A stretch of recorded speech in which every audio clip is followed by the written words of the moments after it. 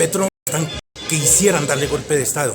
Si se dan estos golpes de Estado reales, con sables, bayonetas y fusiles, el contrario, ¿qué hacemos la militancia? No podemos salir con ramitos de flores al golpista. Radio Clarín. Radio Clarín de Colombia.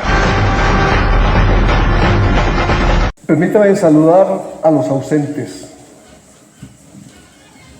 En este encuentro, en esta explicación que el ministro nos ofrece para conversar, para mirar la historia, quisiera que muchos de los aquí presentes, muchas de nuestras compañeras aquí presentes han sido portadoras de sueños,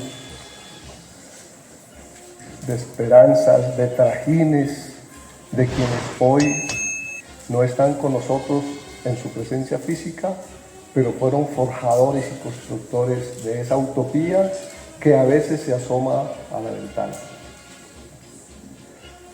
Navarro, Antonio, Agustín, ¿qué más decir en su persona? La representación de tantos esfuerzos, sueños, sacrificios, pero sobre todo goces que en esa tarea del M19 se asumió. Esmeralda, portadora también de todos los recovecos, portadora también de los secretos, portadora también de las esperanzas. Miriam, María José, discúlpeme, no va a ser la lista en hombres, sino en ellos querer representar este abrazo que no es mío. Yo soy portador de cientos de militantes, de simpatizantes, de amigos de una causa en el Putumayo, reprimidos, de una causa en el Caquetá, en Nariño, en Cauca, en el Valle, en todo el país. Y con este saludo y sentimiento no puedo dejar pasar en esos ausentes a quienes no están aún siendo ausentes, a las desaparecidas y desaparecidos del M19. Porque quienes en el camino quedaron y fueron encontrados, en el camino de la lucha, y fueron encontrados, tenemos la oportunidad cultural de hacer el duelo. Pero los que cayeron en el camino y no están, un ejemplo, Carmenza, la Chiqui, se dice que está muerta, ¿dónde está? Esas desaparecidas y desaparecidos del M hoy queremos aquí, en este homenaje de historia, de recuerdos, gracias ministro, de reivindicación de una historia, de no apología a la guerra, sino de construcción de verdades, de construcción de reconciliación, pues todos ellos y ellas están aquí presentes. Aquí hay dos personas. Siga, Oti, estábamos esperando. Un aplauso para vos.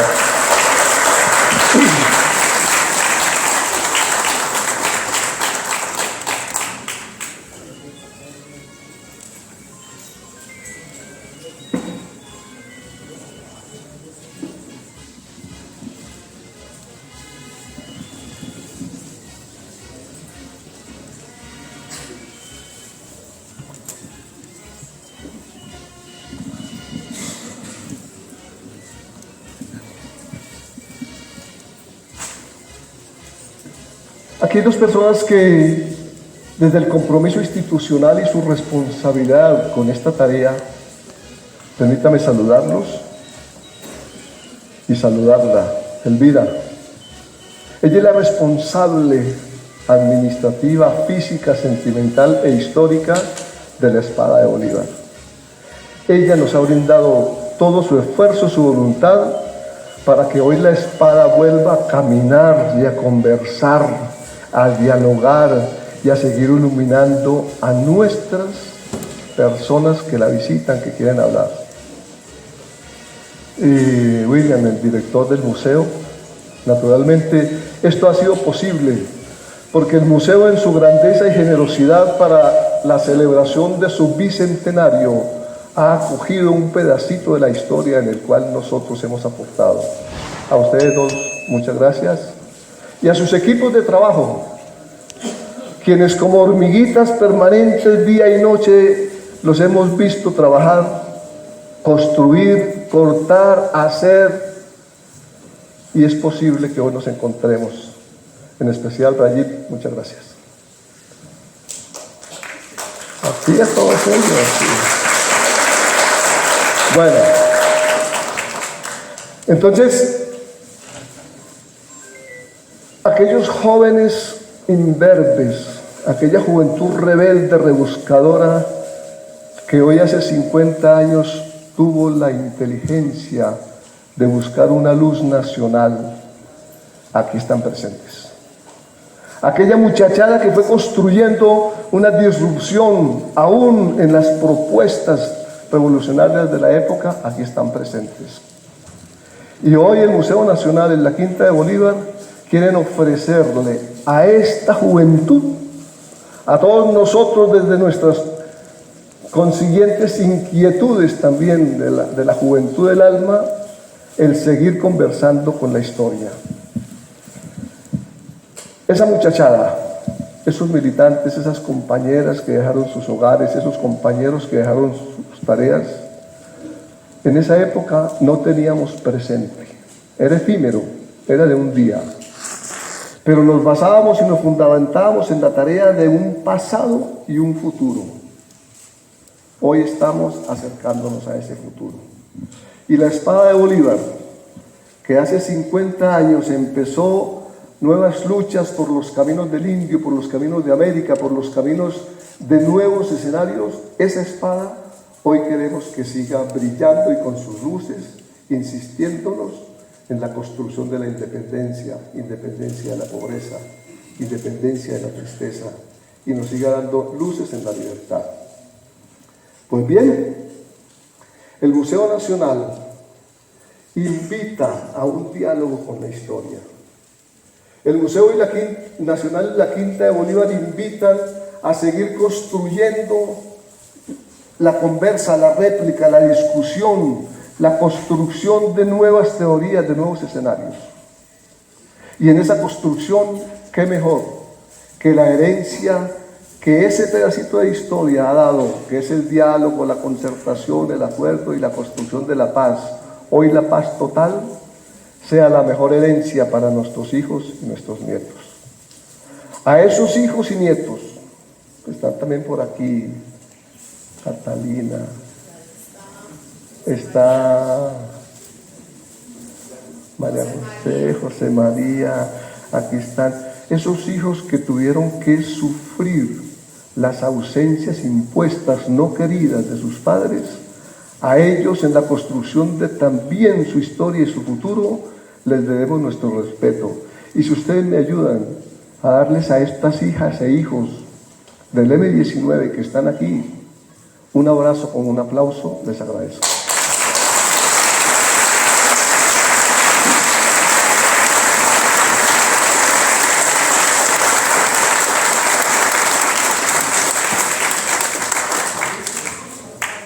Bueno, ministro, entrando al tema. Segundo piso, sala 11, diálogo de sociedad. Allí el museo tiene una exposición permanente en donde se dialoga con la historia y se buscan interpretaciones al futuro. En ese piso, sala 11, segundo piso, el Museo Nacional tiene a ver exponer un pedacito de la historia que hizo posible la Constitución del 91. Si me permiten otro aplauso para Vera, porque como llegó a este momento...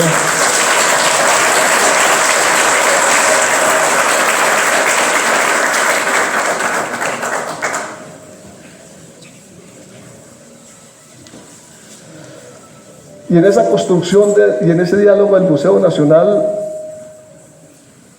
pone al servicio de la interpretación de la academia, de la historia, de los jóvenes, de los viejos, pone un pedacito de nuestra historia. A ustedes, Museo y Quinta de Bolívar, les ofrecemos un homenaje, un reconocimiento y un honor poder hoy estar en esta tarea. Bien. Me han dado la tarea, Rayid me dio la tarea de presentar un poquito la exposición, una parte de la exposición del segundo piso en la sala 11, en donde en forma permanente el museo ha decidido que estén estos mensajes allí. Entonces, allá encontrarán ustedes una conversa con un radio de comunicaciones que permitió que la palabra, la voz, el pensamiento y la propuesta fuese posible romper las distancias de la época y saliera, por ejemplo, de las montañas del Caquetá y del Cauca y llegase a otros escenarios para promover, para decir, para hablar. ¿Cree el museo que estos elementos allí expuestos, con el respeto del pensamiento de cada uno, invitan al diálogo, invitan a la réplica, invitan a la construcción? Allí encontrarán también ustedes en ese piso otros elementos de la historia. Por ejemplo, hay otra sala en donde está uno de los lingotes, producto de la fundación de las armas que hace 34 años el M-19 decidió dejar. Y encuentran distintos elementos allí. Encuentran algunas referencias en cuanto a notas, a cartas personales. María José, allí hay una fotocopia de la sentida carta de Carlos en La Picota cuando murió su padre. Allí está. Entonces les invita también a escuchar la palabra y a sentir el pálpito de aquellos líderes que aún las dificultades trascendían no en el odio sino en el amor. Allí encuentran unas fotografías que convocan a una discusión sobre el por qué se asumió en un momento la lucha armada, pero siempre acompañada de la propuesta de diálogo, de concertación. Y también el reconocimiento a un líder que aún las condiciones de la lucha armada del momento se abanderó de la propuesta de la paz. Aquí solo está vivo Antonio. Está joven. Sigue joven de corazón. Gracias, Navarro, por venir. Permítame la foto anterior, por favor. Esta fotografía es en enero, febrero de 1985, en un lugar del Cauca llamado Los Robles. Allí el M-19, en la insistencia, en la perseverancia, en la tosudez de su propuesta de dialogar para salir del conflicto, herencia de Jaime Bateman en todo su recorrido político, cuando fue capaz de interpretar más allá de la propuesta armada, la propuesta de diálogo, y entender que el diálogo era entre todos y con nuestras diferencias y con nuestras distancias y con nuestros acercamientos, interpretarlo en una propuesta que se volvió línea política en el sancocho nacional. En 1985, estos son los 5 líderes responsables de la continuidad del proceso de diálogo y de paz que en ese tiempo estaba el M-19 como antes y luego, insistiendo y persistiendo. El primero de sombrero es un abogado muy más conocido entre nosotros como Boris.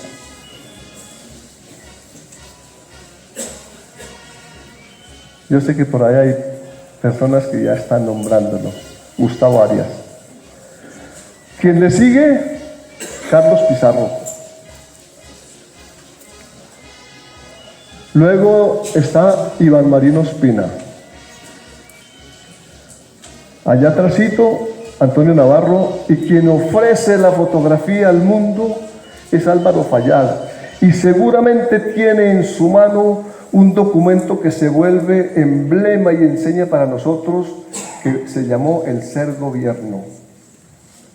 Propuesta y tarea que en esa época empieza a darle vida a una propuesta que más adelante tiene un significado de mucha importancia, cuando en 1987 y 88 se encuentra la esquina del cambio que se propusieron estos fundadores del M-19 y se empieza el proceso último de diálogo con el gobierno Barco bajo la experiencia que se tuvo en las anteriores negociaciones y acuerdos con el gobierno de Elisario Betancur. En esa época se estaba desarrollando el Congreso por la Democracia, porque fue uno de los emblemas políticos permanentes del M-19, la lucha por la paz, el diálogo y la reivindicación de la democracia como un instrumento de participación ciudadana en el ejercicio de la ciudadanía. Este combate, esta fotografía muestra 25 de diciembre de 1988. Ese día sucedió el último combate del M-19. Ya estábamos, el M-19 ya estaba en los acercamientos con el gobierno nacional, ya estaba en conversaciones con los delegados del gobierno nacional. Sin embargo, esos trajines tristes de la guerra no faltaban. Y por ahí se encontró esa fotografía que muestra a Germán Rojas, quien estaba comandando en ese momento las estructuras en el Cauca. Esto es en un sitio que se llama Zumbico Jambaló. 1981. Las paredes en las ciudades eran el tablero, eran el papel, eran el instrumento de comunicación, las famosas pintas. Y el museo ha querido presentarla y reivindicamos la fecha por cuanto desde muy temprano el M-19 nunca se apartó del ejercicio de la participación ciudadana en la decisión, en el voto. Esto es de 1981 en una calle de Chapinero. Sí, Chapinero. Esta fotografía se tomó en las montañas del Putumayo en un encuentro que nosotros llamábamos las conferencias nacionales.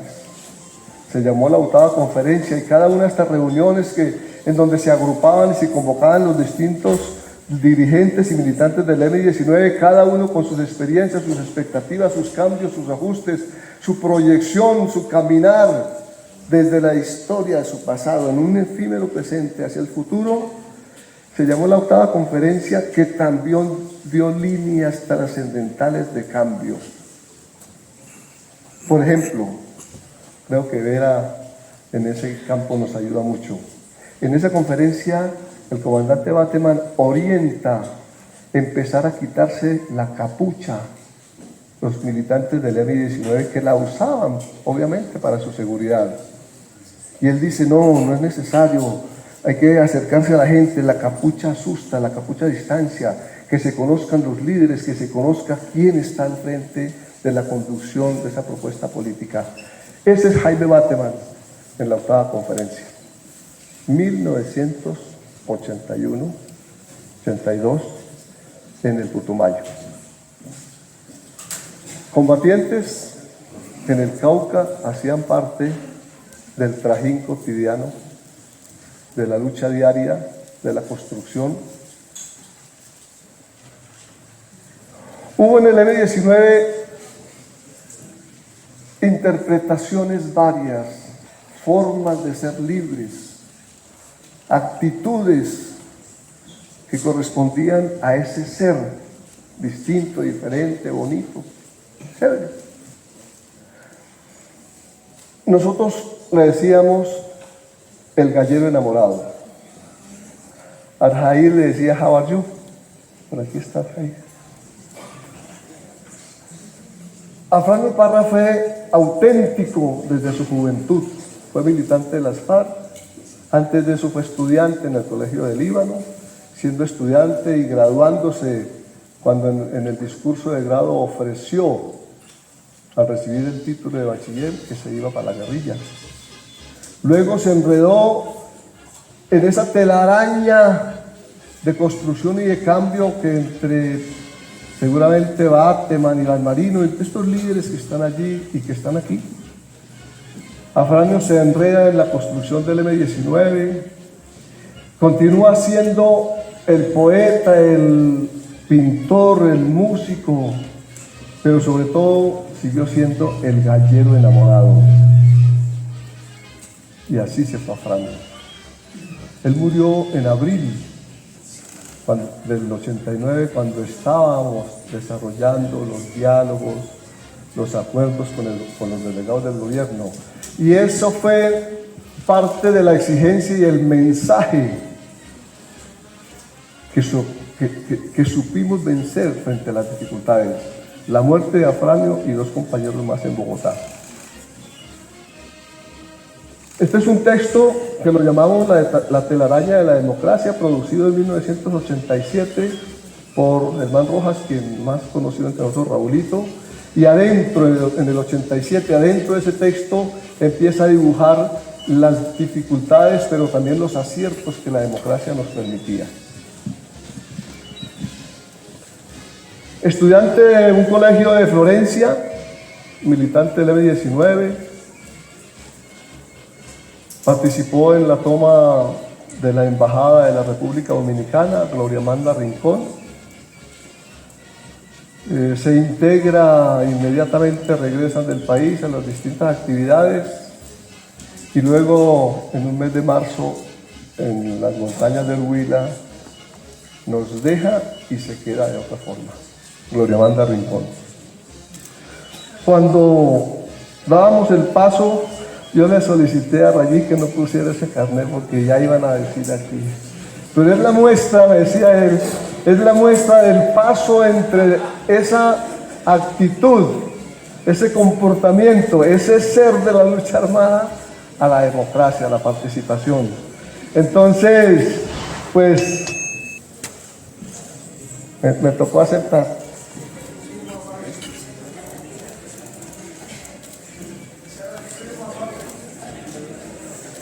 Estas fotografías responden a ese momento de transición. Entre el 9 de marzo, día de la desmovilización a las 9 de la mañana en Caloto, Cauca, y el 9 de diciembre, cuando se da la elección a la constituyente, en esos 9 meses, el M-19 participó en 9 debates electorales.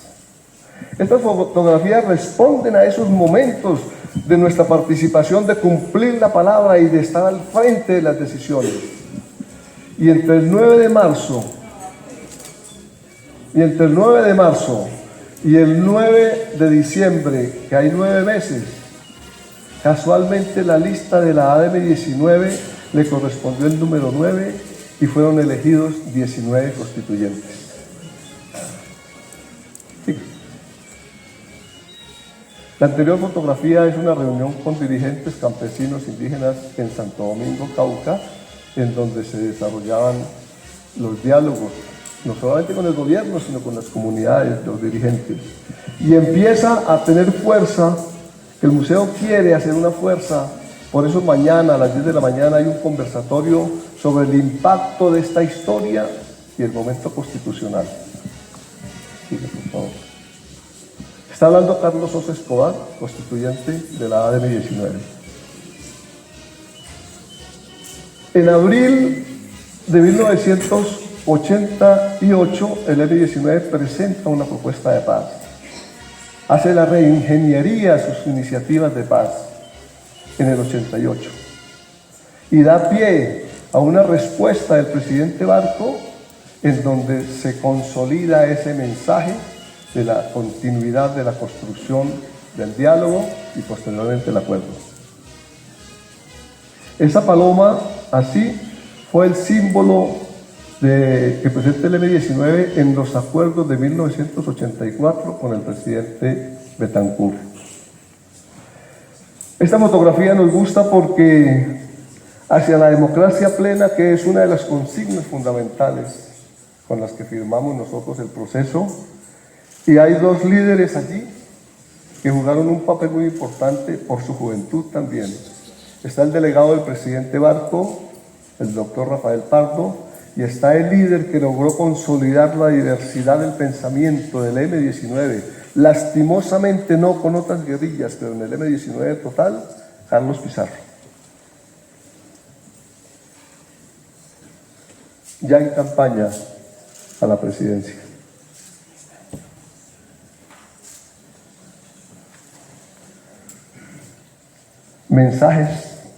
Mensajes visuales del cambio, de la construcción de la M, de los colores, de la propuesta, de la identidad. Propuestas que en el transcurso del año 90 y en la discusión de la constituyente fueron muchas.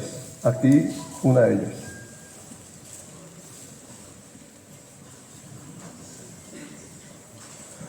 Las invito entonces para que a la salida, cuando se dirijan al segundo piso, cuando se dirijan a la sala 11, al diálogo con la sociedad, observen a mano izquierda aquí, a la salida, un elemento que para el Museo Nacional es de diálogo, es de conversa. Entre esa chaqueta estuvo soñando, pensando, peleando. Entre esa chaqueta están los sentimientos, los olores, los humores, los sudores de Jaime Bate Mancayón.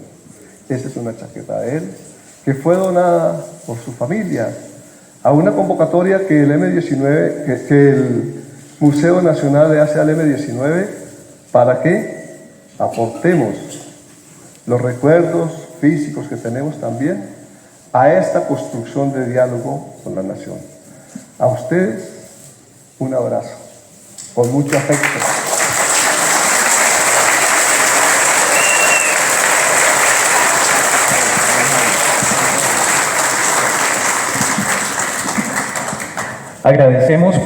Agradecemos a Fabio Mariño por su intervención.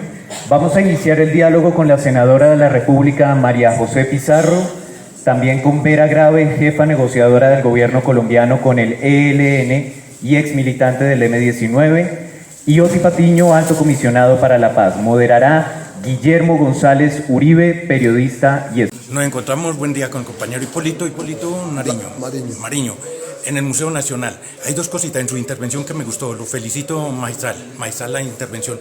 Un tema que se especula mucho sobre la Chiqui. Muchos dicen que ella está viva, que inclusive ha enviado recados. ¿Qué opinas sobre ella ya fuera de la conferencia, ya aquí para Clarín de Colombia? Está viva y reviva, con su obra, con su ejemplo, con su pensamiento, con su persistencia y con esa voluntad de hacer esto lo imposible por cumplir una misión y una tarea. Justamente con Darío Villamizar y otras compañeras y compañeros estamos en la tarea de búsqueda de los desaparecidos, de los muertos que no están. Acabo de llegar del Chocó de un tercer viaje en donde hemos tenido la suerte con la unidad de búsqueda de personas desaparecidas de hacer una juntanza de esfuerzos para buscar a casi 1 millar de desaparecidos del M-19. La Chiqui es un emblema de búsqueda, de construcción y de ejemplo. Está viva y reviva en nuestro querer, en nuestro sentir, en el futuro.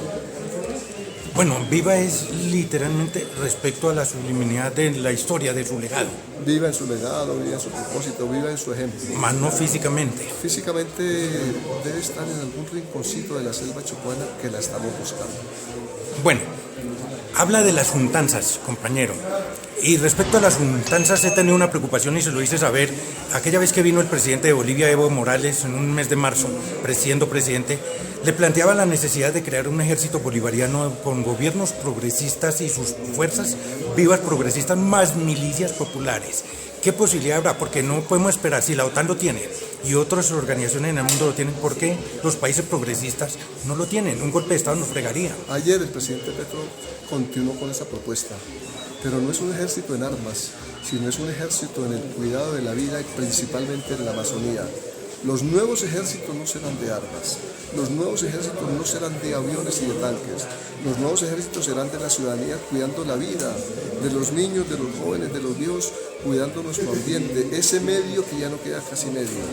Esta es una propuesta disruptiva en donde dijo el presidente Petro ayer, no venimos a pedir limosna, venimos a exigir que la inversión en el cuidado del pulmón, que es la Amazonía, y ese ejército que lo compone, Perú, Bolivia, Ecuador, Venezuela, Colombia y Brasil, ese será, no el OTAN, sino esa será la gran organización en defensa del medio ambiente frente al cambio climático.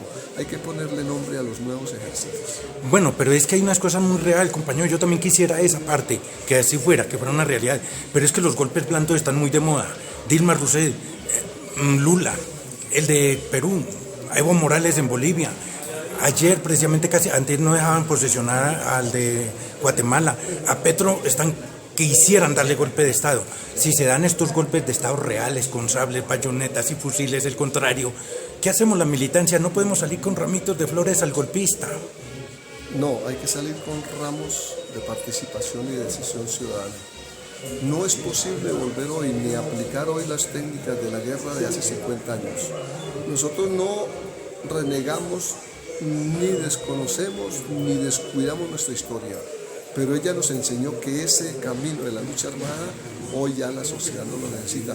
Hay tercos, hay perseverantes, hay quienes no han tenido la capacidad de ver que hay más allá otras posibilidades.